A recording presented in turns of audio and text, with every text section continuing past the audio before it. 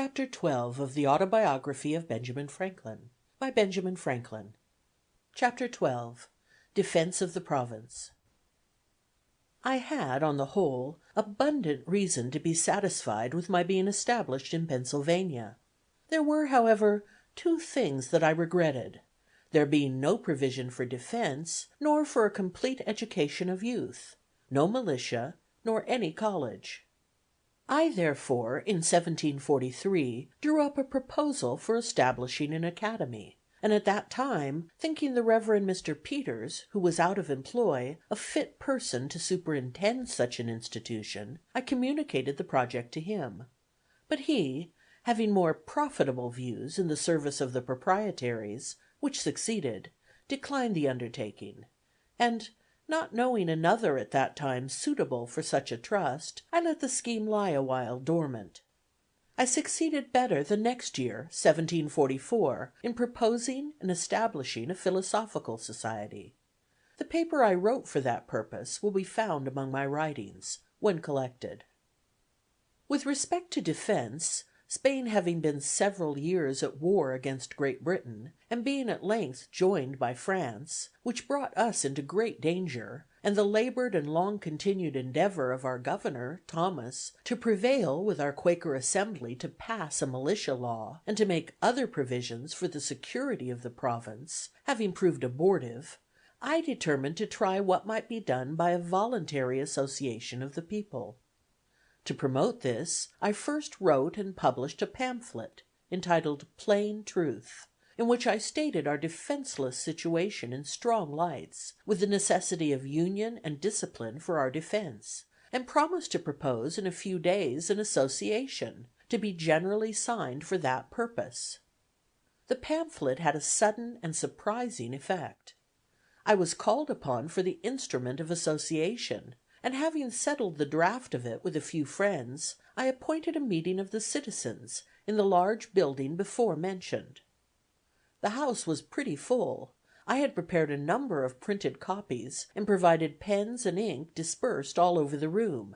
I harangued them a little on the subject, read the paper, and explained it, and then distributed the copies, which were eagerly signed, not the least objection being made. When the company separated, and the papers were collected, we found above 1,200 hands, and, other copies being dispersed in the country, the subscribers amounted at length to upward of 10,000. These all furnished themselves, as soon as they could, with arms, formed themselves into companies and regiments, chose their own officers, and met every week to be instructed in the manual exercise and other parts of military discipline. The women, by subscriptions among themselves, provided silk colors, which they presented to the companies, painted with different devices and mottoes, which I supplied. The officers of the companies, composing the Philadelphia regiment, being met, chose me for their colonel, but conceiving myself unfit, I declined that station, and recommended Mr. Lawrence, a fine person, and man of influence, who was accordingly appointed. I then proposed a lottery, to defray the expense of building a battery below the town, and furnishing it with cannon. It filled expeditiously, and the battery was soon erected, the merlons being framed of logs and filled with earth. We bought some old cannon from Boston, but these not being sufficient, we wrote to England for more, soliciting, at the same time, our proprietaries for some assistance, though without much expectation of obtaining it.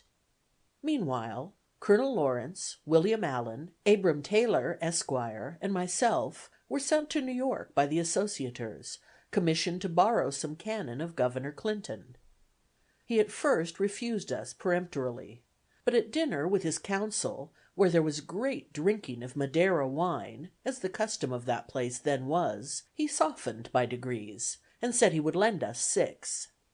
After a few more bumpers he advanced to 10, and at length he very good naturedly conceded 18.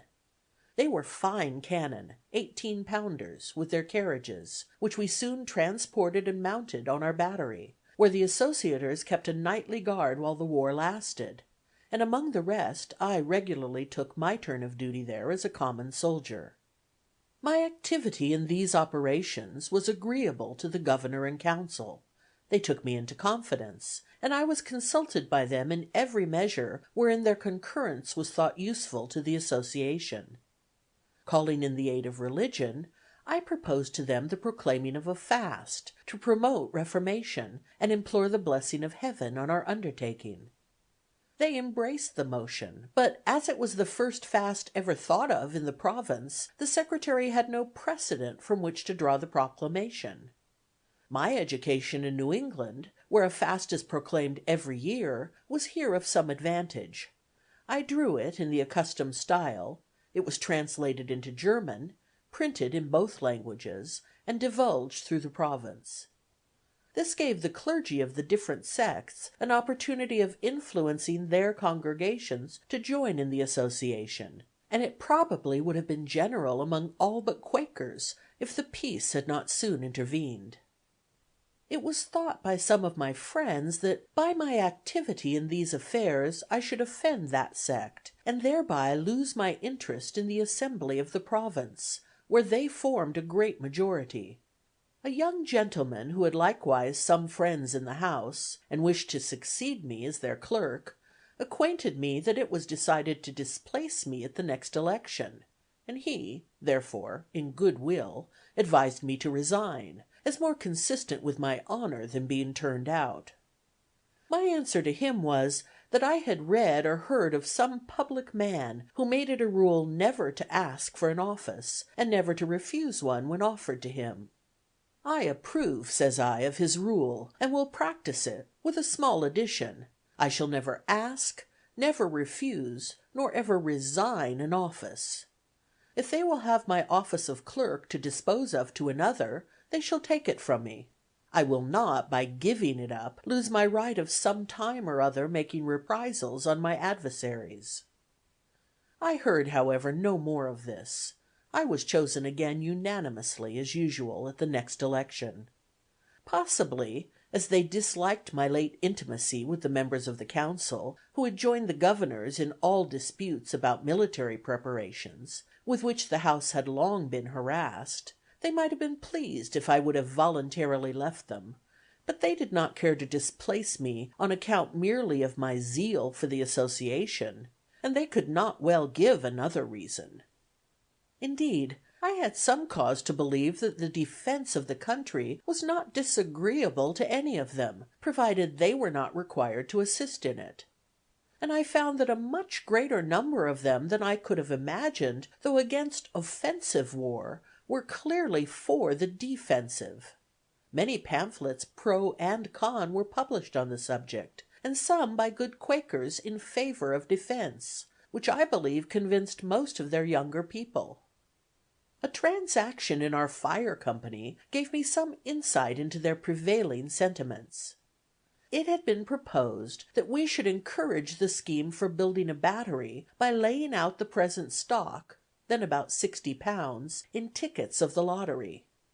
By our rules, no money could be disposed of till the next meeting after the proposal. The company consisted of 30 members, of which 22 were Quakers, and 8 only of other persuasions. We 8 punctually attended the meeting, but though we thought that some of the Quakers would join us, we were by no means sure of a majority. Only one Quaker, Mr. James Morris, appeared to oppose the measure. He expressed much sorrow that it had ever been proposed, as he said friends were all against it, and it would create such discord as might break up the company. We told him that we saw no reason for that; we were the minority, and if friends were against the measure and outvoted us, we must and should, agreeably to the usage of all societies, submit. When the hour for business arrived, it was moved to put the vote. He allowed we might then do it by the rules, but as he could assure us that a number of members intended to be present for the purpose of opposing it, it would be but candid to allow a little time for their appearing. While we were disputing this, a waiter came to tell me 2 gentlemen below desired to speak with me. I went down and found they were 2 of our Quaker members. They told me there were 8 of them assembled at a tavern just by. that they were determined to come and vote with us if there should be occasion, which they hoped would not be the case, and desired we would not call for their assistance if we could do without it, as their voting for such a measure might embroil them with their elders and friends. Being thus secure of a majority, I went up, and after a little seeming hesitation, agreed to a delay of another hour. This Mr. Morris allowed to be extremely fair.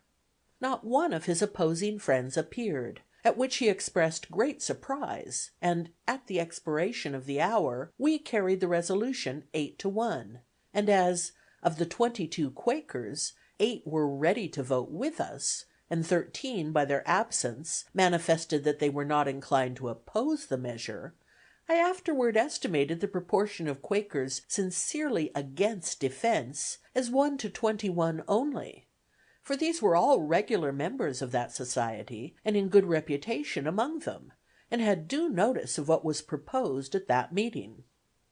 The honorable and learned Mr. Logan, who had always been of that sect, was one who wrote an address to them, declaring his approbation of defensive war, and supporting his opinion by many strong arguments. He put into my hands £60 to be laid out in lottery tickets for the battery, with directions to apply what prizes might be drawn wholly to that service. He told me the following anecdote of his old master, William Penn, respecting defense. He came over from England, when a young man, with that Proprietary, and as his secretary. It was war time, and their ship was chased by an armed vessel, supposed to be an enemy.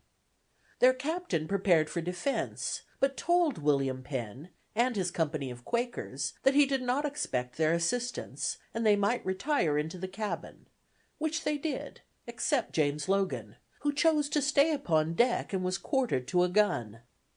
The supposed enemy proved to be a friend, so there was no fighting. But when the secretary went down to communicate the intelligence, William Penn rebuked him severely for staying upon deck, and undertaking to assist in defending the vessel, contrary to the principles of friends, especially as it had not been required by the captain. This reproof, being answered before all the company, piqued the secretary, who answered, "I being thy servant, why did thee not order me to come down?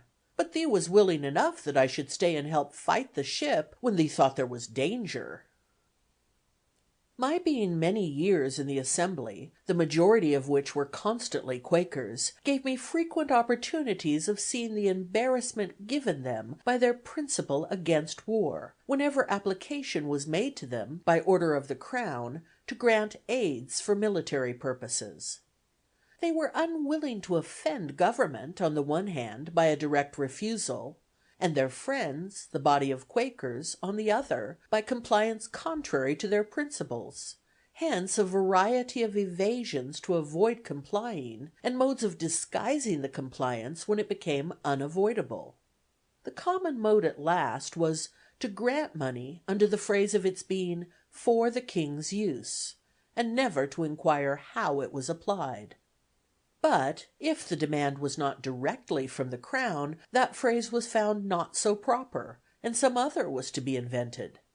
As, when powder was wanting, I think it was for the garrison at Louisburg, and the government of New England solicited a grant of some from Pennsylvania, which was much urged on the House by Governor Thomas, they could not grant money to buy powder, because that was an ingredient of war.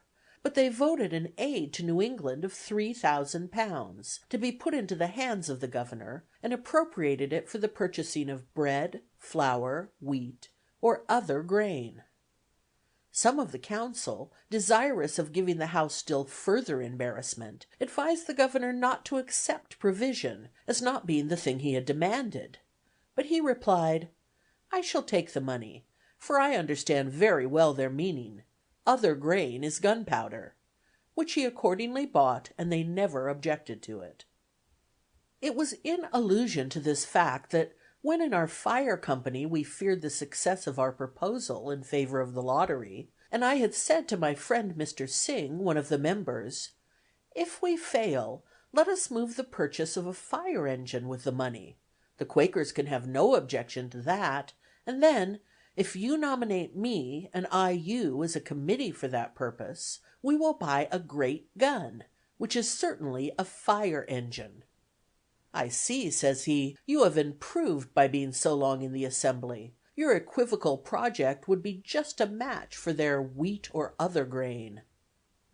These embarrassments that the Quakers suffered from having established and published it as one of their principles that no kind of war was lawful, and which, being once published, they could not afterwards, however they might change their minds, easily get rid of, reminds me of what I think a more prudent conduct in another sect among us, that of the Dunkers.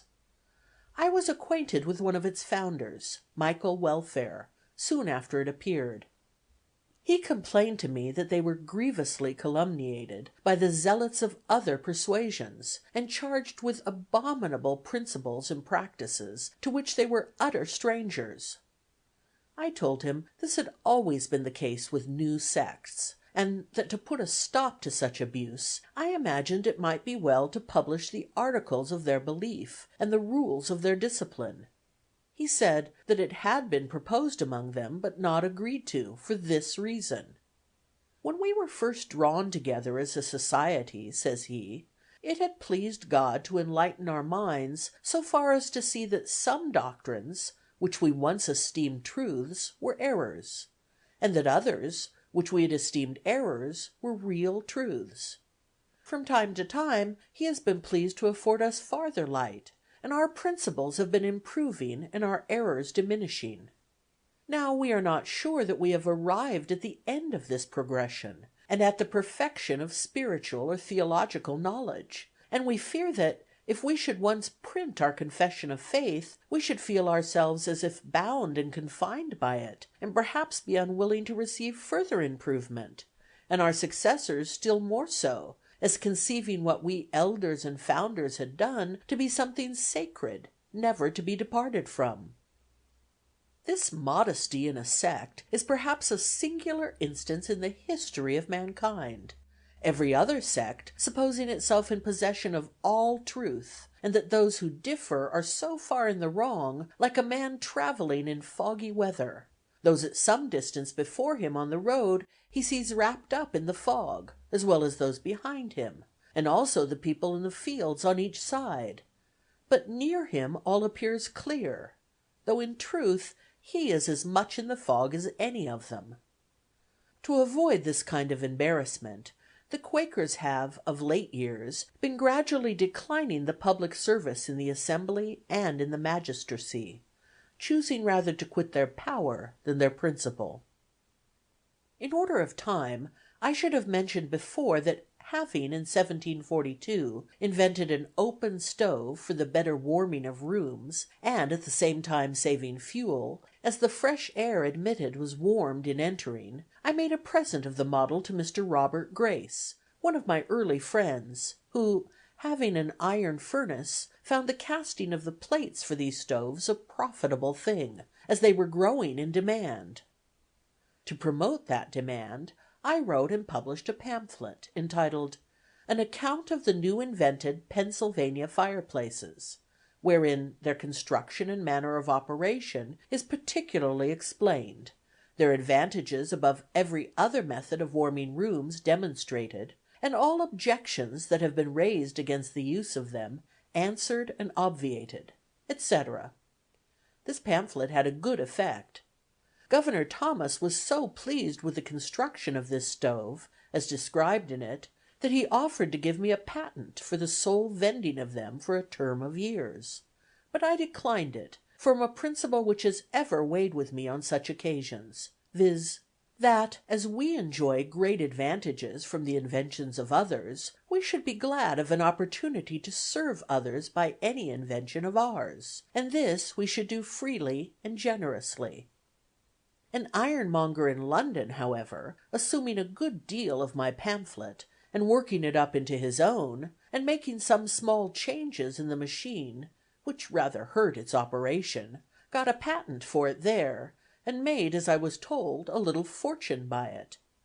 And this is not the only instance of patents taken out for my inventions by others.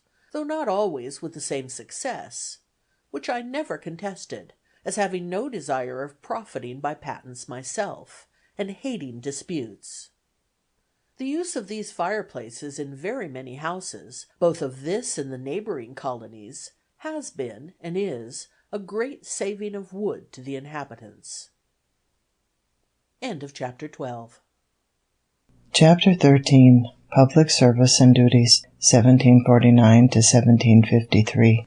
Peace being concluded, and the association business therefore at an end, I turned my thoughts again to the affair of establishing an academy. The first step I took was to associate in the design a number of active friends, of whom the junto furnished a good part. The next was to write and publish a pamphlet, entitled Proposals Relating to the Education of Youth in Pennsylvania.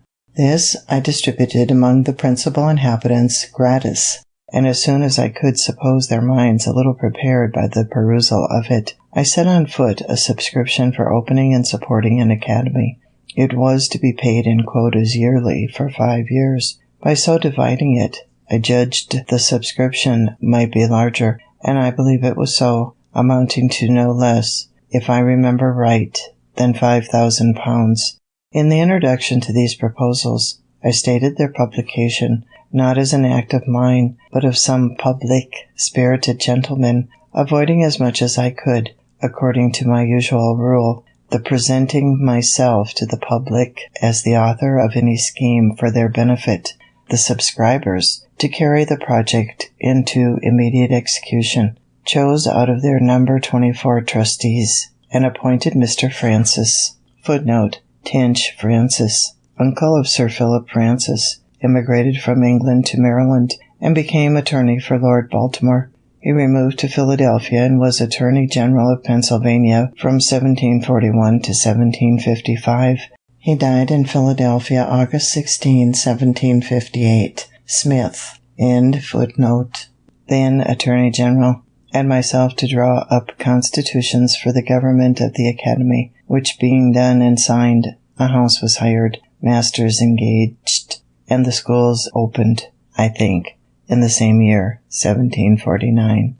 The scholars increasing fast, the house was soon found too small, and we were looking out for a piece of ground properly situated, with intention to build, when Providence threw into our way a large house ready built, which, with a few alterations, might well serve our purpose. This was the building before mentioned, erected by the hearers of Mr. Whitefield, and was obtained for us in the following manner. It is to be noted that the contributions to this building being made by people of different sects, care was taken in the nomination of trustees, in whom the building and ground was to be vested, that a predominancy should not be given to any sect, lest in time that predominancy might be a means of appropriating the whole to the use of such sect, contrary to the original intention. It was therefore that one of each sect was appointed, namely, 1 Church of England man, 1 Presbyterian, 1 Baptist, 1 Moravian, etc. Those, in case of vacancy by death, were to fill it by election from among the contributors. The Moravian happened not to please his colleagues, and on his death they resolved to have no other of that sect. The difficulty then was, how to avoid having 2 of some other sect, by means of the new choice. Several persons were named, and for that reason not agreed to. At length one mentioned me, with the observation that I was merely an honest man, and of no sect at all, which prevailed with them to choose me. The enthusiasm which existed when the house was built had long since abated, and its trustees had not been able to procure fresh contributions for paying the ground rent and discharging some other debts the building had occasioned, which embarrassed them greatly. Being now a member of both sets of trustees, that for the building and that for the academy, I had a good opportunity of negotiating with both, and brought them finally to an agreement by which the trustees for the building were to cede it to those of the academy, the latter undertaking to discharge the debt, to keep forever open in the building a large hall for occasional preachers, according to the original intention, and maintain a free school for the instruction of poor children. Writings were accordingly drawn, and on paying the debts, the trustees of the academy were put in possession of the premises, and by dividing the great and lofty hall into stories, and different rooms above and below for the several schools, and purchasing some additional ground, the whole was soon made fit for our purpose, and the scholars removed into the building. The care and trouble of agreeing with the workmen, purchasing materials, and superintending the work fell upon me, and I went through it more cheerfully, as it did not then interfere with my private business, having the year before taken a very able, industrious, and honest partner, Mr. David Hall, with whose character I was well acquainted, as he had worked for me 4 years. He took off my hands all care of the printing office, paying me punctually my share of the profits. The partnership continued 18 years, successfully for us both. The trustees of the academy, after a while, were incorporated by a charter from the governor. Their funds were increased by contributions in Britain and grants of land from the proprietaries, to which the Assembly has since made considerable addition, and thus was established the present University of Philadelphia, Footnote, later called the University of Pennsylvania, end footnote.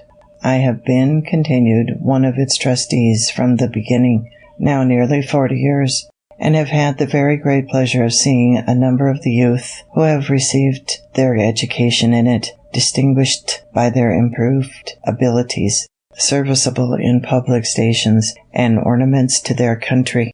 When I disengaged myself, as above mentioned, from private business, I flattered myself that, by the sufficient though moderate fortune I had acquired, I had secured leisure during the rest of my life for philosophical studies and amusements. I purchased all Dr. Spence's apparatus, who had come from England to lecture here, and I proceeded in my electrical experiments with great alacrity. But the public, now considering me as a man of leisure, laid hold of me for their purposes, every part of our civil government, and almost at the same time imposing some duty upon me. The governor put me into the commission of the peace. The corporation of the city chose me of the common council, and soon after an alderman, and the citizens of large chose me a burgess to represent them in assembly.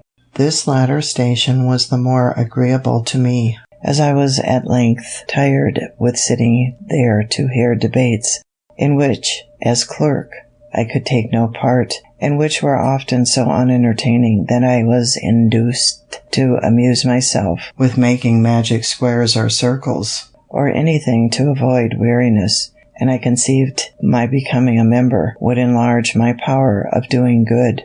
I would not, however, insinuate that my ambition was not flattered by all these promotions. It certainly was, for, considering my low beginning, they were great things to me, and they were still more pleasing, as being so many spontaneous testimonies of the public good opinion, and by me entirely unsolicited. The office of Justice of the Peace I tried a little, by attending a few courts, and sitting on the bench to hear causes, but finding that more knowledge of the common law than I possessed was necessary to act in that station with credit, I gradually withdrew from it, excusing myself by being obliged to attend the higher duties of a legislator in the Assembly. My election to this trust was repeated every year for 10 years, without my ever asking any elector for his vote, or signifying, either directly or indirectly, any desire of being chosen. On taking my seat in the House, my son was appointed their clerk. The following year, a treaty being to be held with the Indians at Carlisle, the governor sent a message to the House, proposing that they should nominate some of their members to be joined with some members of council as commissioners for that purpose. Footnote. See the votes to have this more correctly. Marge, note, end footnote. The House named the Speaker, Mr. Norris, and myself, and, being commissioned, we went to Carlisle, and met the Indians accordingly. As those people are extremely apt to get drunk, and, when so, are very quarrelsome and disorderly, we strictly forbade the selling any liquor to them, and when they complained of this restriction, we told them that if they would continue sober during the treaty, we would give them plenty of rum when business was over. They promised this, and they kept their promise, because they could get no liquor, and the treaty was conducted very orderly, and concluded to mutual satisfaction. They then claimed and received the rum. This was in the afternoon. They were near 100 men, women, and children, and were lodged in temporary cabins, built in the form of a square, just without the town. In the evening, hearing a great noise among them, the commissioners walked out to see what was the matter. We found they had made a great bonfire in the middle of the square. They were all drunk, men and women, quarreling and fighting, their dark-colored bodies, half naked, seen only by the gloomy light of the bonfire, running after and beating one another with firebrands, accompanied by their horrid yellings, formed a scene the most resembling our ideas of hell that could well be imagined. There was no appeasing the tumult, and we retired to our lodging. At midnight a number of them came thundering at our door, demanding more rum, of which we took no notice. The next day, sensible they had misbehaved in giving us that disturbance, they sent 3 of their old counselors to make their apology. The orator acknowledged the fault, but laid it upon the rum, and then endeavored to excuse the rum by saying, "The Great Spirit, who made all things, made everything for some use, and whatever use he designed anything for, that use it should always be put to. Now, when he made rum, he said, 'Let this be for the Indians to get drunk with,' and it must be so. And, indeed, if it be the design of Providence to extirpate these savages in order to make room for cultivators of the earth, it seems not improbable that rum may be the appointed means. It has already annihilated all the tribes who formerly inhabited the sea coast." In 1751, Dr. Thomas Bond, a particular friend of mine, conceived the idea of establishing a hospital in Philadelphia, a very beneficent design, which has been ascribed to me, but was originally his, for the reception and cure of poor sick persons, whether inhabitants of the province or strangers. He was zealous and active in endeavoring to procure subscriptions for it, but the proposal being a novelty in America, and at first not well understood, he met but with small success. At length he came to me with the compliment that he found there was no such thing as carrying a public-spirited project through without my being concerned in it. "For," says he, "I am often asked by those to whom I propose subscribing, 'Have you consulted Franklin upon this business? And what does he think of it?' And when I tell them that I have not, supposing it rather out of your line, they do not subscribe, but say they will consider of it. I inquired into the nature and probable utility of his scheme, and receiving from him a very satisfactory explanation, I not only subscribed to it, but engaged heartily in the design of procuring subscriptions from others. Previously, however, to the solicitation, I endeavored to prepare the minds of the people by writing on the subject in the newspapers, which was my usual custom in such cases, but which he had omitted. The subscriptions afterwards were more free and generous, but, beginning to flag, I saw they would be insufficient without some assistance from the Assembly, and therefore proposed to petition for it, which was done. The country members did not at first relish the project. They objected that it could only be serviceable to the city, and therefore the citizens alone should be at the expense of it, and they doubted whether the citizens themselves generally approved of it. My allegation, on the contrary, that it met with such approbation as to leave no doubt of our being able to raise £2,000 by voluntary donations, they considered as a most extravagant supposition, and utterly impossible. On this I formed my plan, and, asking leave to bring in a bill for incorporating the contributors according to the prayer of their petition, and granting them a blank sum of money, which leave was obtained chiefly on the consideration that the House could throw the bill out if they did not like it. I drew it so as to make the important clause a conditional one, namely, and be it enacted by the authority aforesaid, that when the said contributors shall have met and chosen their managers and treasurer, and shall have raised by their contributions a capital stock of value, the yearly interest of which is to be applied to the accommodating of the sick poor in the said hospital, free of charge for diet, attendance, advice, and medicines, and shall make the same appear to the satisfaction of the Speaker of the Assembly for the time being, and then it shall and may be lawful for the said Speaker, and he is hereby required, to sign an order on the provincial treasurer for the payment of £2,000 in 2 yearly payments to the treasurer of the said hospital, to be applied to the founding, building, and finishing of the same. This condition carried the bill through, for the members who had opposed the grant, and now conceived they might have the credit of being charitable without the expense, agreed to its passage, and then, in soliciting subscriptions among the people, we urged the conditional promise of the law as an additional motive to give, since every man's donation would be doubled. Thus the clause worked both ways. The subscriptions accordingly soon exceeded the requisite sum, and we claimed and received the public gift, which enabled us to carry the design into execution. A convenient and handsome building was soon erected. The institution has by constant experience been found useful, and flourishes to this day, and I do not remember any of my political maneuvers, the success of which gave me at the time more pleasure, or wherein, after thinking of it, I more easily excused myself for having made some use of cunning.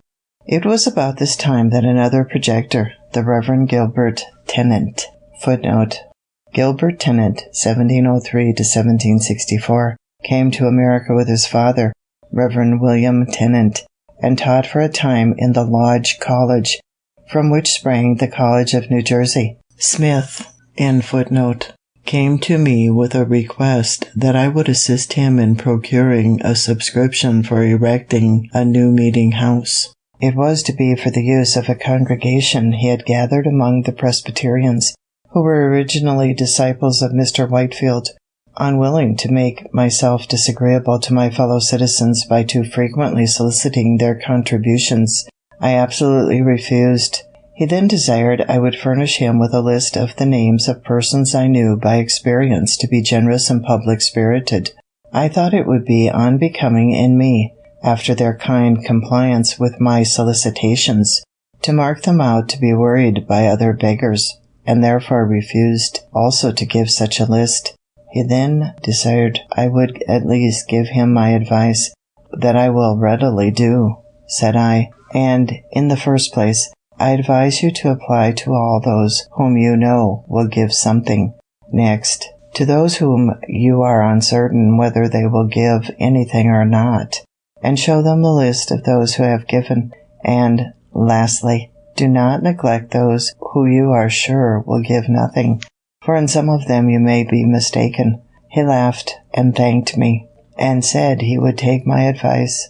He did so, for he asked of everybody, and he obtained a much larger sum than he expected, with which he erected the capacious and very elegant meeting house that stands in Arch Street. Our city, though laid out with a beautiful regularity, the streets large, straight, and crossing each other at right angles, had the disgrace of suffering those streets to remain long unpaved, and in wet weather the wheels of heavy carriages plowed them into a quagmire, so that it was difficult to cross them, and in dry weather the dust was offensive. I had lived near what was called the Jersey Market, and saw with pain the inhabitants wading in mud while purchasing their provisions. A strip of ground down the middle of that market was at length paved with brick, so that, being once in the market, they had firm footing, but were often over shoes and dirt to get there. By talking and writing on the subject, I was at length instrumental in getting the street paved with stone between the market and the bricked foot pavement that was on each side next the houses. This, for some time, gave an easy access to the market dry shod, but the rest of the street not being paved, whenever a carriage came out of the mud upon this pavement, it shook off and left its dirt upon it, and it was soon covered with mire, which was not removed. The city is yet having no scavengers. After some inquiry, I found a poor, industrious man who was willing to undertake keeping the pavement clean by sweeping it twice a week, carrying off the dirt from before all the neighbors' doors, for the sum of 6 pence per month, to be paid by each house. I then wrote and printed a paper setting forth the advantages to the neighborhood that might be obtained by this small expense, the greater ease in keeping our houses clean, so much dirt not being brought in by people's feet, the benefit to the shops by more custom, etc., etc., as buyers could more easily get at them, and by not having, in windy weather, the dust blown in upon their goods, etc., etc.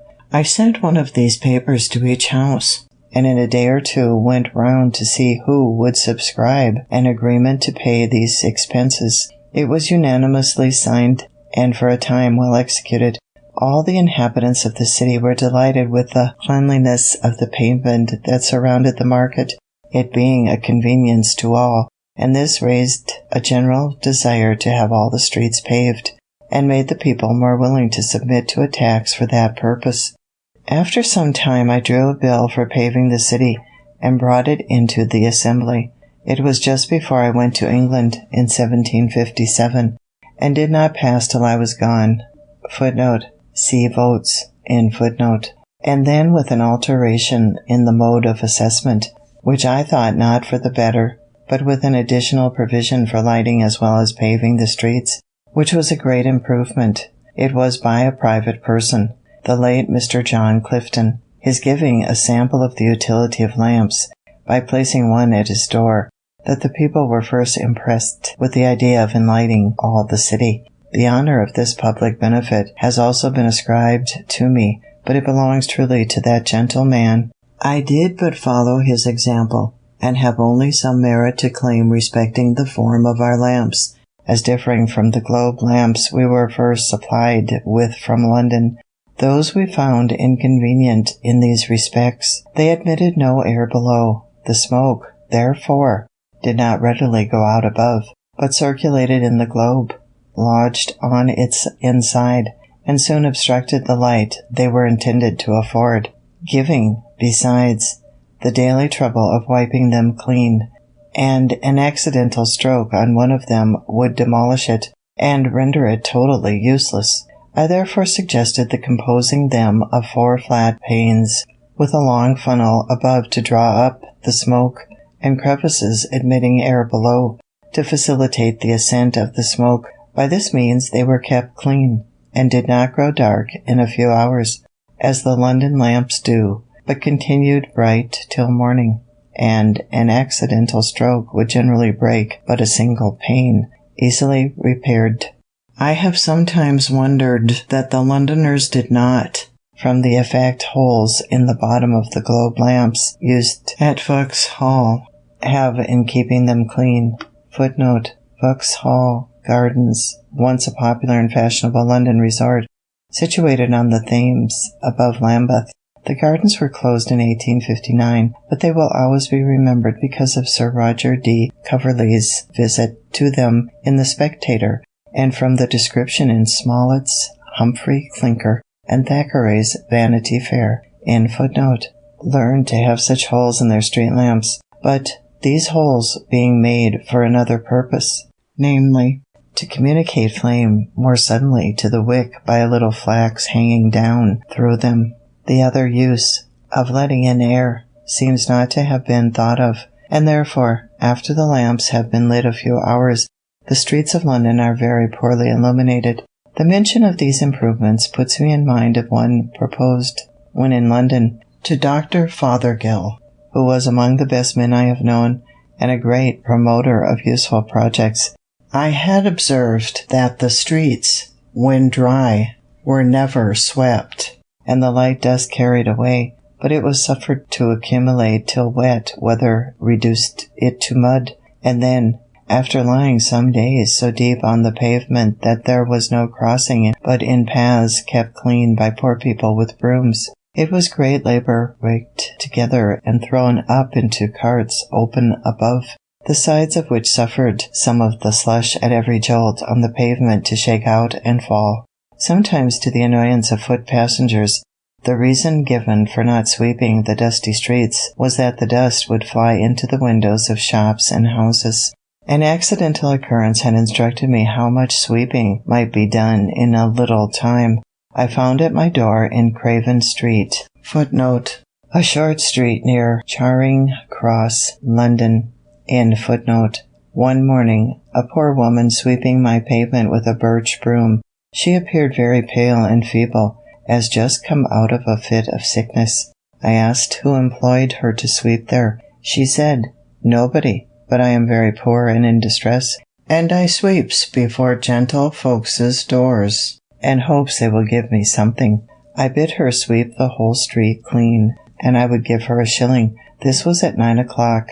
At 12 she came for the shilling. From the slowness I saw at first in her working, I could scarce believe that the work was done so soon, and sent my servant to examine it, who reported that the whole street was swept perfectly clean, and all the dust placed in the gutter, which was in the middle, and the next rain washed it quite away, so that the pavement and even the kennel were perfectly clean. I then judged that, if that feeble woman could sweep such a street in 3 hours, a strong, active man might have done in half the time. And here let me remark the convenience of having but one gutter in such a narrow street, running down its middle, instead of two, one on each side, near the footway. For where all the rain that falls on a street runs from the sides and meets in the middle, it forms there a current strong enough to wash away all the mud it meets with. But when divided into two channels, it is often too weak to cleanse either, and only makes the mud it finds more fluid, so that the wheels of carriages and feet of horses throw and dash it upon the foot pavement, which is thereby rendered foul and slippery, and sometimes splash it upon those who are walking.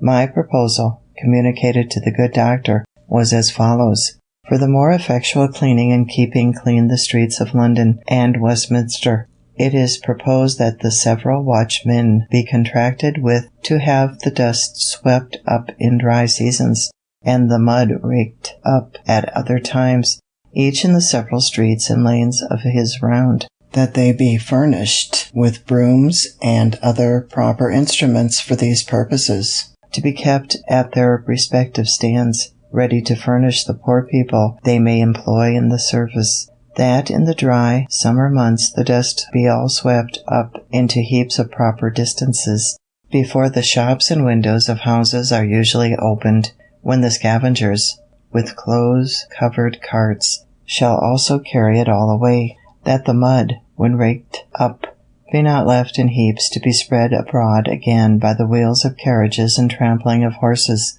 but that the scavengers be provided with bodies of carts, not placed high upon wheels, but low upon sliders, with lattice bottoms, which, being covered with straw, will retain the mud thrown into them, and permit the water to drain from it, whereby it will become much lighter, water making the greatest part of its weight.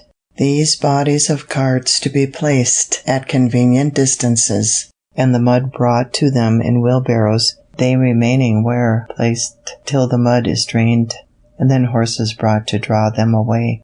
I have since had doubts of the practicality of the latter part of this proposal, on account of the narrowness of some streets, and the difficulty of placing the draining sleds so as not to encumber too much the passage. But I am still of opinion that the former, requiring the dust to be swept up and carried away before the shops are open, is very practicable in the summer, when the days are long, for, in walking through the Strand and Fleet Street one morning at 7 o'clock, I observed there was not one shop open, though it had been daylight and the sun up above 3 hours.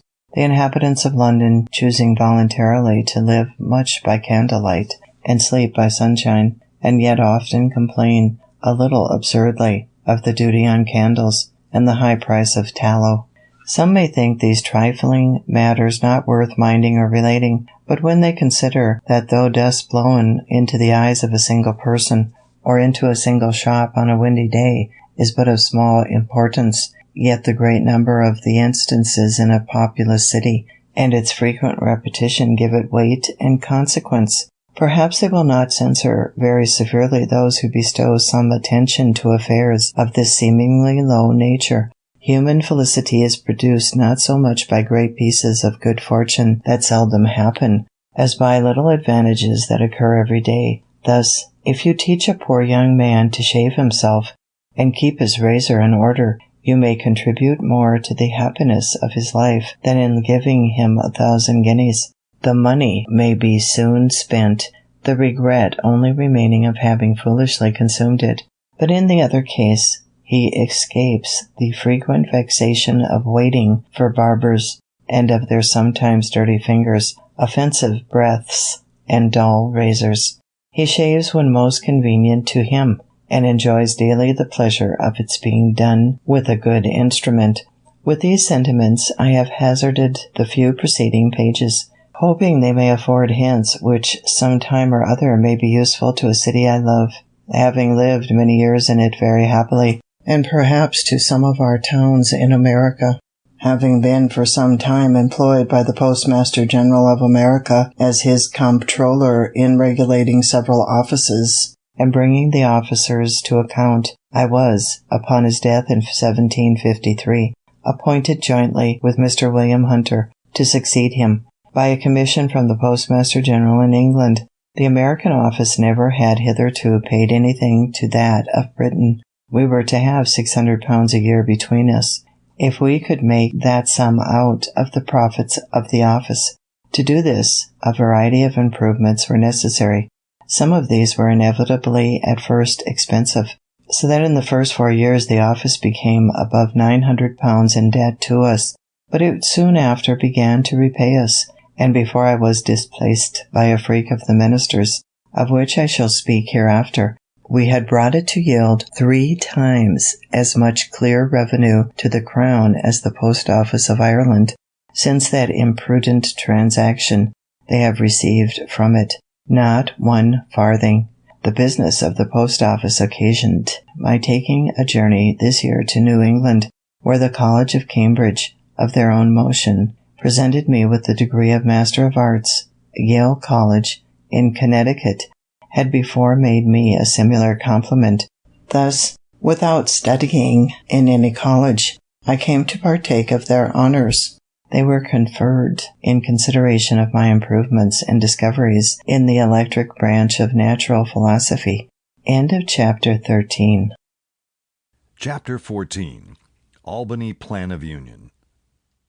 In 1754, war with France being again apprehended, a Congress of Commissioners from the different colonies was, by an order of the Lords of Trade, to be assembled at Albany, there to confer with the chiefs of the 6 nations concerning the means of defending both their country and ours. Governor Hamilton, having received this order, acquainted the House with it, requesting they would furnish proper presents for the Indians to be given on this occasion, and naming the Speaker, Mr. Norris, and myself, to join Mr. Thomas Penn and Mr. Secretary Peters as commissioners to act for Pennsylvania. The House approved the nomination and provided the goods for the present, and though they did not much like treating out of the provinces, and we met the other commissioners at Albany about the middle of June. In our way thither, I projected and drew a plan for the union of all the colonies under one government, so far as might be necessary for defense and other important general purposes. As we passed through New York, I had there shown my project to Mr. James Alexander and Mr. Kennedy, 2 gentlemen of great knowledge in public affairs, and, being fortified by their approbation, I ventured to lay it before the Congress. It then appeared that several of the commissioners had formed plans of the same kind. A previous question was first taken, whether a union should be established, which passed in the affirmative unanimously. A committee was then appointed, 1 member from each colony, to consider the several plans and report. Mine happened to be preferred, and with a few amendments, was accordingly reported. By this plan, the general government was to be administered by a President General, appointed and supported by the Crown, and a Grand Council was to be chosen by the representatives of the people of the several colonies met in their respective assemblies. The debates upon it in Congress went on daily, hand in hand with the Indian business. Many objections and difficulties were started, but at length they were all overcome, and the plan was unanimously agreed to, and copies ordered to be transmitted to the Board of Trade and to the assemblies of the several provinces. Its fate was singular. The assemblies did not adopt it, as they all thought there was too much prerogative in it, and in England it was judged to have too much of the democratic. The Board of Trade therefore did not approve of it, nor recommended it for the approbation of His Majesty. But another scheme was formed, supposed to answer the same purpose better, whereby the governors of the provinces, with some members of their respective councils, were to meet and order the raising of troops, building of forts, etc., and to draw on the treasury of Great Britain for the expense, which was afterwards to be refunded by an act of Parliament laying a tax on America. My plan, with my reasons in support of it, is to be found among my political papers that are printed. Being the winter following in Boston, I had much conversation with Governor Shirley upon both the plans. Part of what passed between us on the occasion may also be seen among those papers. The different and contrary reasons of dislike to my plan makes me suspect that it was really the true medium, and I am still of opinion it would have been happy for both sides of the water if it had been adopted. The colonies, so united, would have been sufficiently strong to have defended themselves. There would then have been no need of troops from England. Of course, the subsequent pretense for taxing America and the bloody contest it occasioned would have been avoided. But such mistakes are not new. History is full of the errors of states and princes. Look round the habitable world. How few know their own good, or knowing it pursue. Those who govern, having much business on their hands, do not generally like to take the trouble of considering and carrying into execution new projects. The best public measures are therefore seldom adopted from previous wisdom, but forced by the occasion. The governor of Pennsylvania, in sending it down to the Assembly, expressed his approbation of the plan, as appearing to him to be drawn up with great clearness and strength of judgment, and therefore recommended it as well worthy of their closest and most serious attention. The House, however, by the management of a certain member, took it up when I happened to be absent, which I thought not very fair, and reprobated it without paying any attention to it at all, to my no small mortification. End of Chapter 14. Chapter 15. Quarrels with the Proprietary Governors. In my journey to Boston this year, I met at New York with our new governor, Mr. Morris, just arrived there from England, with whom I had been before intimately acquainted. He brought a commission to supersede Mr. Hamilton, who, tired with the disputes his proprietary instructions subjected him to, had resigned. Mr. Morris asked me if I thought he must expect as uncomfortable an administration. I said no, you may, on the contrary, have a very comfortable one, if you will only take care not to enter into any dispute with the Assembly. My dear friend, says he pleasantly, how could you advise my avoiding disputes? You know I would love disputing. It is one of my greatest pleasures. However, to show the regard I have for your counsel, I promise you I will, if possible, avoid them. He had some reason for loving to dispute, being eloquent, an acute sophister, and therefore generally successful in argumentative conversation. He had been brought up to it from a boy, his father, as I have heard, accustoming his children to dispute with one another for his diversion, while sitting at table after dinner, but I think the practice was not wise, for in the course of my observation, their disputing, contradicting, and confuting people are generally unfortunate in their affairs.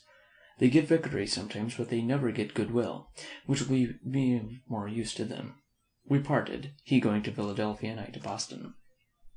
In returning I met at New York with the votes of the Assembly, by which it appeared that, notwithstanding his promise to me, he and the House were already in high connection.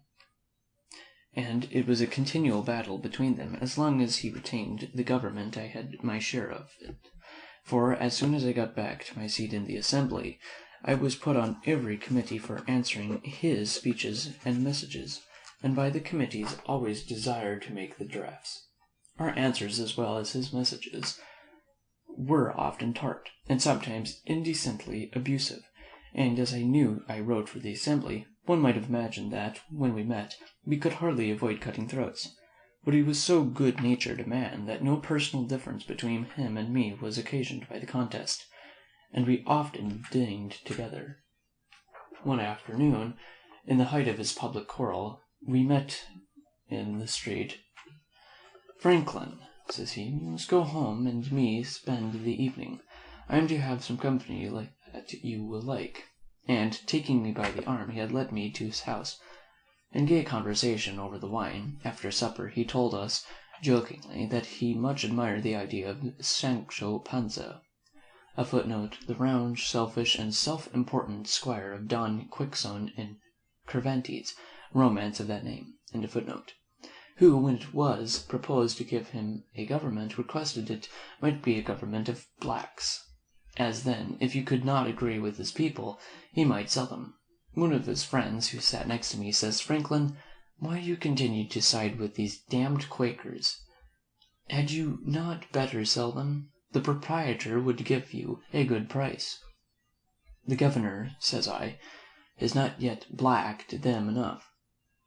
He, indeed, had laboured hard to blacken the Assembly in all his messages, but they wiped off his colouring as fast as he laid it on, and placed it in return thick upon his own face, so that, finding he was likely to be negrofied himself, he, as well as Mr. Hamilton, grew tired of the contest, and quitted the government. These public quarrels, a footnote, my acts in Moore's time, military, etc., mark note, end of footnote, were all at bottom owing to proprietaries, our hereditary governors, who, when an expense was to be incurred for the defence of their province, with incredible meanness, instructed their deputies to pass no act for levying the necessary taxes, unless their vast estates were in the same act expressly excused, and they had even taken bonds of these deputies to observe such instructions. The assemblies for 3 years held out against this injustice, though constrained to bend at last. At length Captain Denny, who was Governor Morris's successor, ventured to disobey those instructions. How that was brought about I shall show hereafter. But I am got forward too fast with my story. There are still some transactions to be mentioned that happened during the administration of Governor Morris. War being in a manner commenced with France, the government of Massachusetts Bay projected an attack upon Crown Point, a footnote, on Lake Champlain, 90 miles north of Albany. It was captured by the French in 1731, attacked by the English in 1755 and 1756, and abandoned by the French in 1759. It was finally captured from the English by the Americans in 1775. End of footnote. And sent Mr. Quincy to Pennsylvania, and Mr. Pownall, afterward Governor Pownall, to New York to solicit assistance. As I was in the Assembly, knew its temper, and was Mr. Quincy's countryman, he applied to me for my influence and assistance.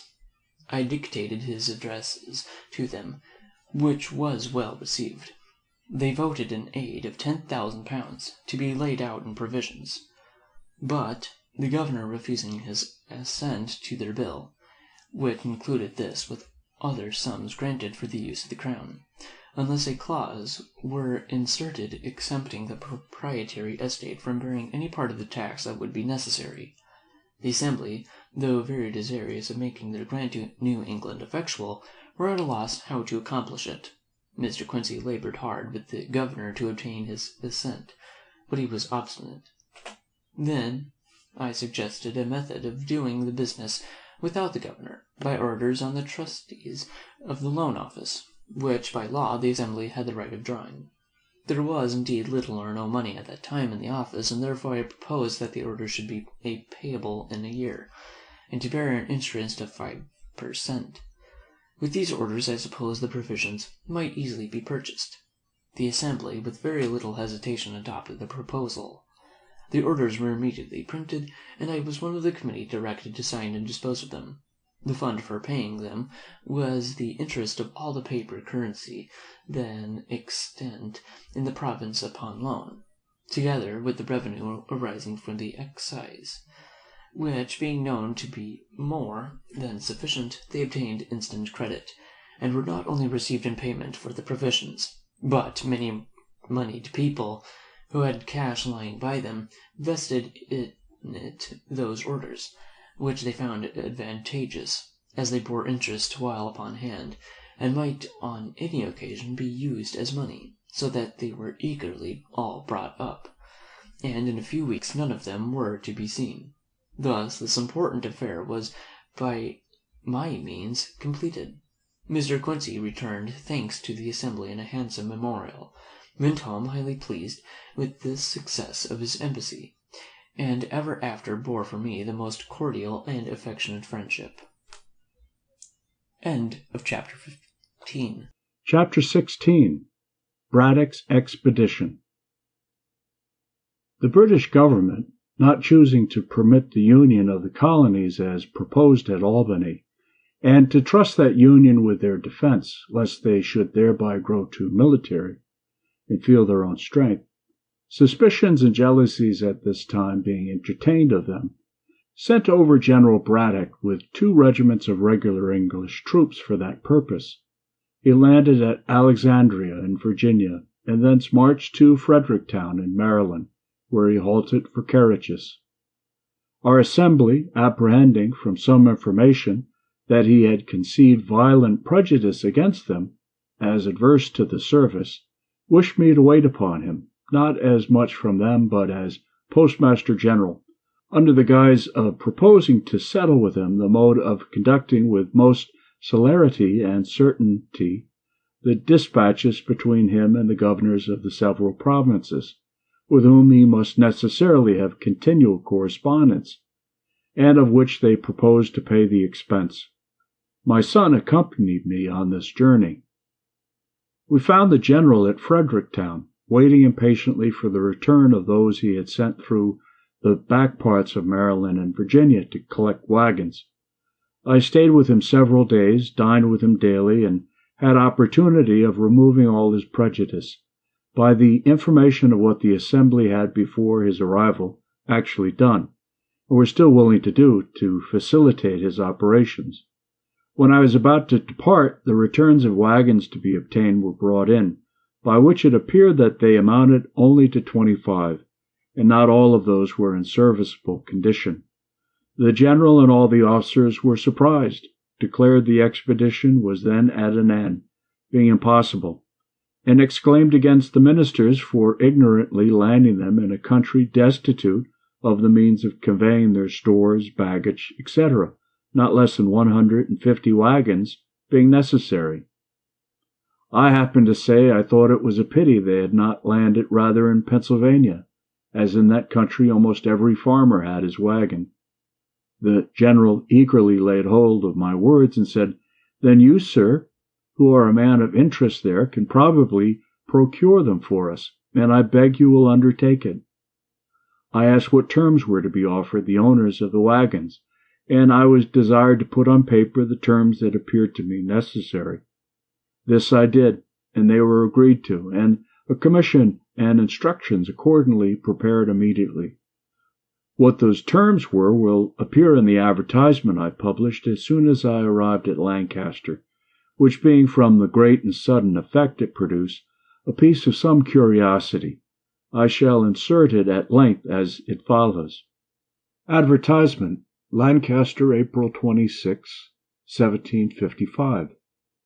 Whereas 150 wagons, with 4 horses to each wagon, and 1,500 saddle or pack horses, are wanted for the service of His Majesty's forces now about to rendezvous at Will's Creek, and His Excellency General Braddock having been pleased to empower me to contract for the hire of the same, I hereby give notice that I shall attend for that purpose at Lancaster from this day to next Wednesday evening, and at York from next Thursday morning till Friday evening, where I shall be ready to agree for wagons and teams, or single horses, on the following terms, viz. 1.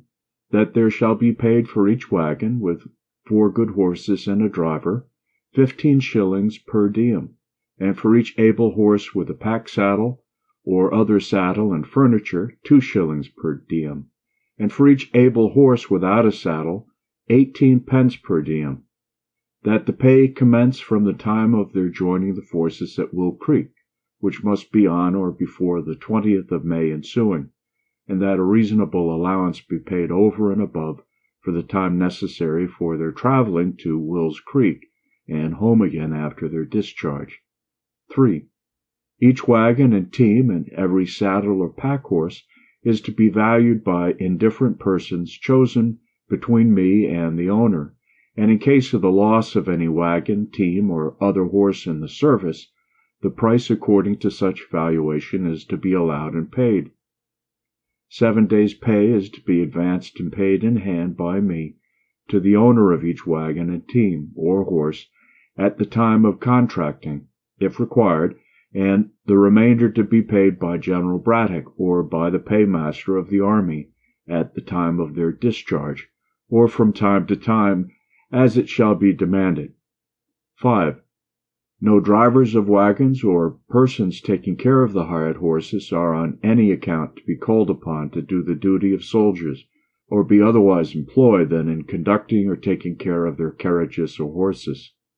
6. All oats, Indian corn, or other forage that wagons or horses bring to the camp, more than is necessary for the subsistence of the horses, is to be taken for the use of the army, and a reasonable price paid for the same. Note: my son William Franklin is empowered to enter into like contracts with any person in Cumberland County. B. Franklin. To the inhabitants of the counties of Lancaster, York, and Cumberland. Friends and countrymen, being occasionally at the camp at Frederick a few days since, I found the general and officers extremely exasperated on account of their not being supplied with horses and carriages, which had been expected from this province, as most able to furnish them. But through the dissensions between our governor and assembly, money had not been provided, nor any steps taken for that purpose. It was proposed to send an armed force immediately into these counties to seize as many of the best carriages and horses as should be wanted, and compel as many persons into the service as would be necessary to drive and take care of them. I apprehended that the progress of British soldiers through these counties on such an occasion, especially considering the temper they are in, and their resentment against us, would be attended with many and great inconveniences to the inhabitants, and therefore more willingly took the trouble of trying first what might be done by fair and equitable means. The people of these back counties have lately complained to the Assembly that a sufficient currency was wanting. You have an opportunity of receiving and dividing among you a very considerable sum, for if the service of this expedition should continue, as it is more than probable it will, for 120 days, the hire of these wagons and horses will amount to upward of 30,000 pounds, which will be paid you in silver and gold of the king's money. The service will be light and easy, for the army will scarce march above 12 miles per day, and the wagons and baggage horses, as they carry those things that are absolutely necessary to the welfare of the army, must march with the army, and no faster, and are, for the army's sake, always placed where they can be most secure, whether in a march or in a camp. If you are really, as I believe you are, good and loyal subjects to His Majesty, you may now do a most acceptable service, and make it easy to yourselves. For 3 or 4 of such as cannot separately spare from the business of their plantations a wagon and 4 horses and a driver, may do it together, one furnishing the wagon, another 1 or 2 horses, and another the driver, and divide the pay proportionately between you. But if you do not this service to your king and country voluntarily, when such good pay and reasonable terms are offered to you, your loyalty will be strongly suspected, The king's business must be done. So many brave troops come so far for your defense must not stand idle through your backwardness to do what may be reasonably expected from you. Wagons and horses must be had. Violent measures will probably be used, and you will be left to seek for a recompense where you can find it, and your case perhaps be little pitied or regarded. I have no particular interest in this affair, as, except the satisfaction of endeavoring to do good, I shall have only my labor for my pains. If this method of obtaining the wagons and horses is not likely to succeed, I am obliged to send word to the General in 14 days, and I suppose Sir John St. Clair, the hussar with a body of soldiers, will immediately enter the province for the purpose, which I shall be sorry to hear, because I am very sincerely and truly your friend and well-wisher, B. Franklin. I received of the General about £800 to be disbursed in advance money to the wagon owners, etc., but that sum being insufficient, I advanced upward of £200 more, and in 2 weeks the 150 wagons with 259 carrying horses were on their march for the camp. The advertisement promised payment according to the valuation, in case any wagon or horse should be lost. The owners, however, alleging they did not know General Braddock, or what dependence might be had on his promise, insisted on my bond for the performance, which I accordingly gave them. When I was at the camp supping one evening with the officers of Colonel Dunbar's regiment, he represented to me his concern for the subalterns, who, he said, were generally not in affluence, and could ill afford in this dear country to lay in the stores that might be necessary in so long a march, through a wilderness where nothing was to be purchased. I commiserated their case, and resolved to endeavor procuring them some relief. I said nothing, however, to him of my intention, but wrote the next morning to the committee of the Assembly, who had the disposition of some public money, warmly recommending the case of these officers to their consideration, and proposing that a present should be sent them of necessaries and refreshments. My son, who had some experience of a camp life and of its wants, drew up a list for me, which I enclosed in my letter. The committee approved, and used such diligence that, conducted by my son, the stores arrived at the camp as soon as the wagons. They consisted of 20 parcels, each containing 6 pounds loaf sugar, 6 pounds good Moscato, ditto, 1 pound good green tea, 1 pound good Bohea, ditto, 6 pounds good ground coffee, 6 pounds chocolate, 1 to 2 hundredweight best white biscuit, 1 to 2 pounds pepper, 1 quart best white wine, 1 quart best white wine vinegar, 1 Gloucester cheese, 1 keg containing 20 pounds good butter, 2 dozen old Madeira wine, 2 gallons Jamaica spirits, 1 bottle flour of mustard, 2 well-cured hams, 1 to 2 dozen dried tongues, 6 pounds rice, 6 pounds raisins. These 20 parcels, well packed, were placed on as many horses, each parcel with a horse being intended as a present for one officer. They were very thankfully received, and the kindness acknowledged by letters to me from the colonels of both regiments in the most grateful terms. The general, too, was highly satisfied with my conduct in procuring him the wagons, etc., and readily paid my account of disbursements, thanking me repeatedly and requesting my farther assistance in sending provisions after him. I undertook this also, and was busily employed in it till we heard of his defeat, advancing from the service of my own money upwards of £1,000 sterling, of which I sent him an account. It came to his hands, luckily for me, a few days before the battle, and he returned me immediately an order on the paymaster for the round sum of £1,000, leaving the remainder to the next account. I consider this payment as good luck, having never been able to obtain that remainder, of which more hereafter. The general was, I think, a brave man, and might probably have made a figure as a good officer in some European war, but he had too much self-confidence, too high an opinion of the validity of regular troops and too mean a one of both Americans and Indians. George Cochrane, our Indian interpreter, joined him on his march with 100 of those people, who might have been of great use to his army as guides, scouts, etc., if he had treated them kindly. But he slighted and neglected them, and they gradually left him. In conversation with him one day, he was giving me some account of his intended progress. After taking Fort Duquesne, says he, I am to proceed to Niagara, and having taken that, to Frontenac, if the season will allow time, and I suppose it will, for Duquesne can hardly detain me above 3 or 4 days, and then I see nothing that can obstruct my march to Niagara.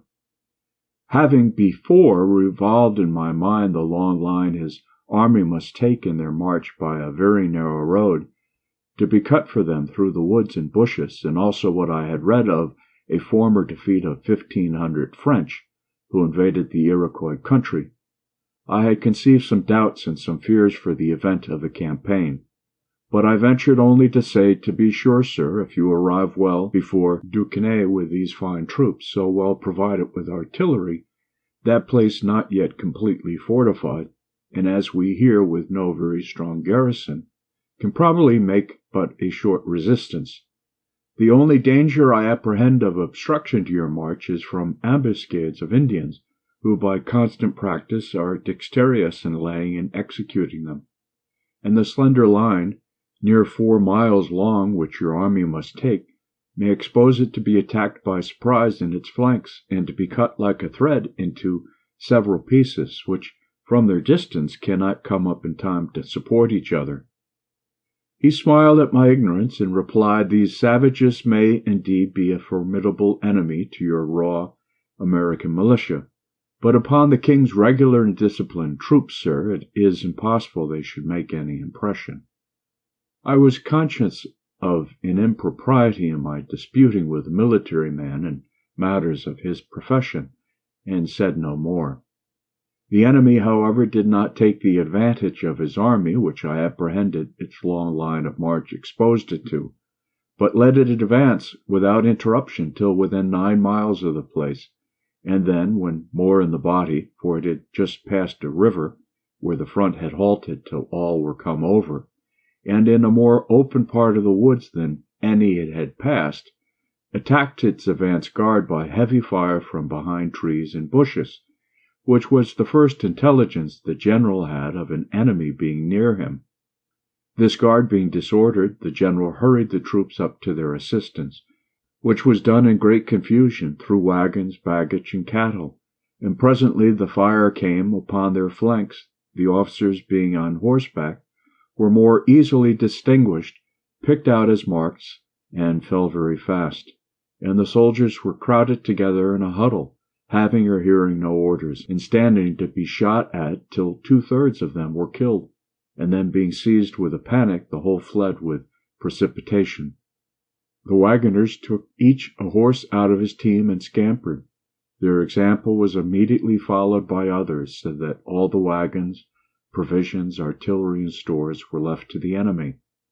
The general, being wounded, was brought off with difficulty. His secretary, Mr. Shirley, was killed by his side, and out of 86 officers, 63 were killed or wounded, and 714 men killed out of 1,100. These 1,100 had been picked from the whole army. The rest had been left behind with Colonel Dunbar, who was to follow with the heavier part of the stores, provisions, and baggage. The flyers, not being pursued, arrived at Dunbar's camp, and the panic they brought with them instantly seized him and all his people. And though he had now above 1,000 men, and the enemy who had beaten Braddock did not at most exceed 400 Indians and French together, instead of proceeding and endeavoring to recover some of the lost honor, he ordered all the stores, ammunition, etc., to be destroyed, so that he might have more horses to assist his flight towards the settlements, and less lumber to remove. He was there met with requests from the governors of Virginia, Maryland, and Pennsylvania that he would post his troops on the frontier, so as to afford some protection to the inhabitants. But he continued his hasty march through all the country, not thinking himself till he arrived at Philadelphia, where the inhabitants could protect him. This whole transaction gave us Americans the first suspicion that our exalted ideas of the prowess of British regulars had not been well founded. In their first march, too, from their landing till they got beyond the settlements, they had plundered and stripped the inhabitants, totally ruining some poor families, besides insulting, abusing, and confining the people if they remonstrated. This was enough to put us out of conceit of such defenders if we had really wanted any. How different was the conduct of our French friends in 1781, who during a march through the most inhabited part of our country, from Rhode Island to Virginia, near 700 miles, occasioned not the smallest complaint for the loss of a pig, a chicken, or even an apple. Captain Orme, who was one of the general's aides de camp, and being grievously wounded, was brought off with him and continued with him to his death, which happened in a few days. Told me that he was totally silent all the first day, and at night only said, "Who would have thought it?"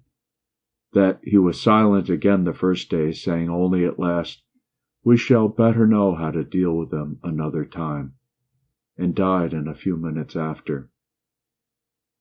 The Secretary's papers, with all the General's orders, instructions, and correspondence, falling into the enemy's hands, they selected and translated into French a number of the articles, which they printed, to provide the hostile intentions of the British court before the declaration of war. Among these I saw some letters of the General to the Ministry, speaking highly of the great service I had rendered the army, and recommending me to their notice.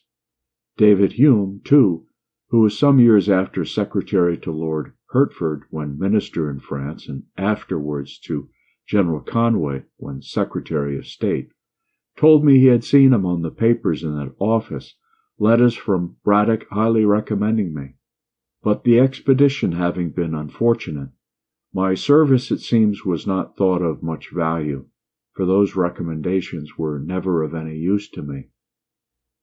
As to rewards from himself, I asked only one, which was that he would give orders to his officers not to enlist any more of our bought servants, and that he would discharge such as had already been enlisted. This he readily granted, and several were accordingly returned to their masters on my application. Dunbar, when the command devolved on him, was not so generous. He being at Philadelphia on his retreat, or rather flight, I applied to him for the discharge of the servants of 3 poor farmers of Lancaster County that he had enlisted, reminding him of the late General's orders on that head. He promised me that, if the masters would come to him at Trenton, where he should be in a few days on his march to New York, he would there deliver their men to them. They accordingly were at the expense and trouble of going to Trenton, and there he refused to perform his promise, to their great loss and disappointment. As soon as the loss of the wagons and horses was generally known, all the owners came upon me for the valuation which I had given bond to pay. Their demands gave me a great deal of trouble, my acquainting them that the money was ready in the paymaster's hands, but that orders for paying it must first be obtained from General Shirley, and my assuring them I had applied to that general by letter. But he being at a distance, an answer could not soon be received, and they must have patience. All this was not sufficient to satisfy, and some began to sue me. General Shirley at length relieved me from this terrible situation by appointing commissioners to examine the claims and ordering payment. They amounted to nearly £20,000, which to pay would have ruined me. Before we had the news of this defeat, the doctor's bond came to me with a subscription paper for raising money to defray the expense of a grand firework, which it was intended to exhibit at a rejoicing on receipt of the news of our taking Fort Duquesne. I looked grave, and said it would, I thought, be time enough to prepare for the rejoicing when we knew we should have occasion to rejoice. They seemed surprised that I did not immediately comply with their proposal. "Why the D—L," says one of them, "you surely don't suppose that the fort will not be taken?" I don't know that it will not be taken, but I know that the events of war are subject to great uncertainty. I gave them the reasons of my doubting. The subscription was dropped, and the projectors thereby missed the mortification that they would have undergone if the firework had been prepared. Dr. Bond on some other occasion afterwards said that he did not like Franklin's forebodings. Gouverneur Morris, who had continually worried the Assembly with message after message before the defeat of Braddock, to beat them into the making of acts to raise money for the defense of the province, without taxing, among others, the proprietary estates, and had rejected all their bills for not having such an exempting clause, now redoubled his attacks with more hope of success, the danger and necessity being greater. The Assembly, however, continued firm, believing they had justice on their side, and that it would be giving up an essential right if they suffered the government to amend their money bills. In one of the last, indeed, which was for granting £50,000, his proposed amendment was only of a single word. The bill expressed that all estates, real and personal, those of the proprietaries, not excepted. His amendment was for "not" read only, a small but very material alteration. However, when the news of this disaster reached England, our friends there, whom we had taken care to furnish with all the Assembly's answers to the governor's messages, raised a clamor against the proprietaries for their meanness and injustice in giving their governor such instructions, some going so far as to say that by obstructing the defense of their province, they forfeited their right to do it. They were intimidated by this, and sent orders to their Receiver General to add £5,000 of their money to whatever sum might be given by the Assembly for such purpose. This being notified to the House, was accepted in lieu of their share of a general tax, and a new bill was formed, with an exempting clause, which passed accordingly. By this act I was appointed one of the commissioners for disposing of the money, £60,000. I had been active in modelling the bill and procuring its passage, and had, at the same time, drawn a bill for establishing and disciplining a voluntary militia, which I carried through the House without much difficulty, as care was taken in it to leave the Quakers at their liberty. To promote the association necessary to form the militia, I wrote a dialogue, stating and answering all the objections I could think of to such a militia, which was printed and had, as I thought, great effect. End of chapter 16.